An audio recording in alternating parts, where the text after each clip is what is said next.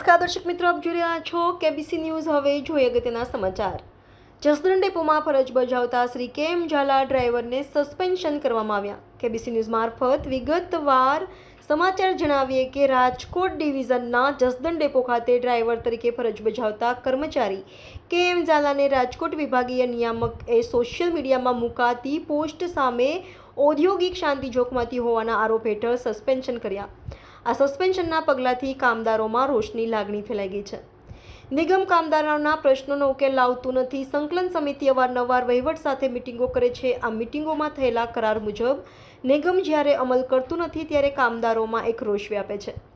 ત્યારે કામદાર આઝાદ ભારતના રહેવાસી હોય, તેઓ બોલવાનો અધિકાર ધરાવતા હોય, તેઓ પોતાના વિચારો સોશિયલ મીડિયા મારફત રજૂ કરતા હોય છે। ત્યારે રાજકોટ વિભાગના વિભાગીય નિયામક જે.બી. કલોત્રા સાહેબે કામદારોનો અવાજ દબાવવા માટે જસદણ ડેપોમાં ફરજ બજાવતા અને કામદારોને થતા અન્યાય સામે સોશિયલ મીડિયામાં પોસ્ટ મૂકતા આ ડ્રાઈવરને સસ્પેન્ડ કરી દીધા છે। વિભાગના વડાએ કામદાર સામે અનફેર પ્રેક્ટિસ કરી જે કાર્યવાહી કરી છે, જેને કારણે એસટીના ત્રણેય સંગઠનોમાં પણ નારાજગી વ્યાપી ગઈ છે। જો આ સસ્પેન્શન ઓર્ડર રદ કરવામાં નહીં આવે તો યુનિયન વહીવટ સામે લડી લેવાના મૂડમાં છે। તાજેતરમાં જ સુપ્રીમ કોર્ટનો ચુકાદો આવેલો છે કે સોશિયલ મીડિયામાં નાગરિકોએ પોતાની વ્યથા રજૂ કરી શકે છે, તેની કોઈ પણ જાતની ધરપકડ કરી શકાતી નથી। ત્યારે સુપ્રીમ કોર્ટે આપેલા ફેસલાની વિરુદ્ધ જઈ વિભાગના વડાએ ગેરકાયદેસર સસ્પેન્ડ કરી કામદારોને અન્યાય કરેલ છે। આ ગેરકાયદેસર પગલાંથી કામદારોમાં રોષ ભભૂકી ઉઠ્યો છે। તાજેતરમાં જ રાજપીપળા ડેપોની સ્ટાફ રૂમની કફોડી હાલત જોઈ નિગમના અધિકારીઓ જાગવાને બદલે કર્મચારીઓના અવાજને દબાવવાની કોશિશ કરી રહ્યા છે। ચોમાસાની અંદર સ્ટાફ રૂમમાં પાણી પડતું હોય છે। સ્ટાફ રૂમની બારીના કાચ અને બારી તૂટેલી હાલતમાં હોય। સ્ટાફ રૂમમાં છતમાંથી તેમજ બારીમાંથી વરસાદનું પાણી ટપકતું હોય છે।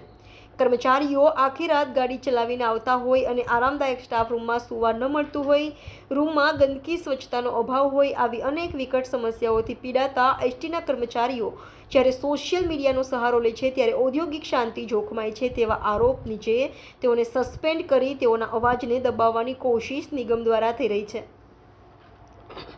ત્યારે સંગઠને પણ આગળ આવી આવા કર્મચારીઓને મદદરૂપ થઈ નિગમ દ્વારા કર્મચારીઓનો અવાજ દબાવવાની કોશિશ થઈ રહી છે તેવો વિરોધ કરવો જોઈએ તેવી કામદારોની માંગણી છે।